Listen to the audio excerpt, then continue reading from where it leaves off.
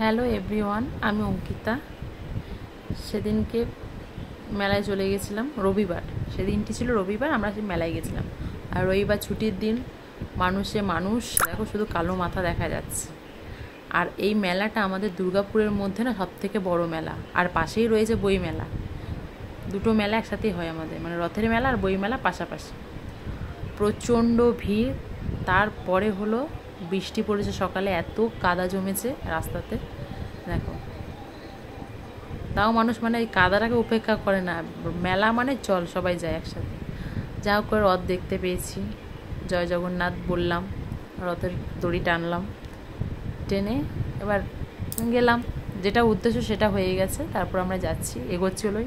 বাচ্চাদের যে ইয়েগুলো আছে, খেলারগুলো আছে, সেগুলোতে গেমগুলো আছে, সেইগুলোতে চাপলো। এই যে সব থেকে বড় নাগরদোল্লা, মানে আমাদের দুর্গাপুরে এটা নাগরদোল্লাটা প্রতি বছরই বসে। আর দেখতেও খুব সুন্দর, কালারফুল আছে, খুব সুন্দর লাগে দেখতে। আর দেখ, ব্রেক ড্যান্স, তারপর তোমার এই যে বাচ্চাদের এইগুলো জাম্পিং, তারপর মিকি মাউস সবই আছে। আর এই যে আমার ছেলে চেপেছে সাদা টি শার্ট পরে,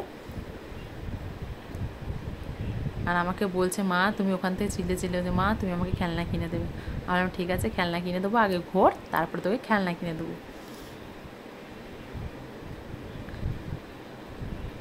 ভালো লাগছে।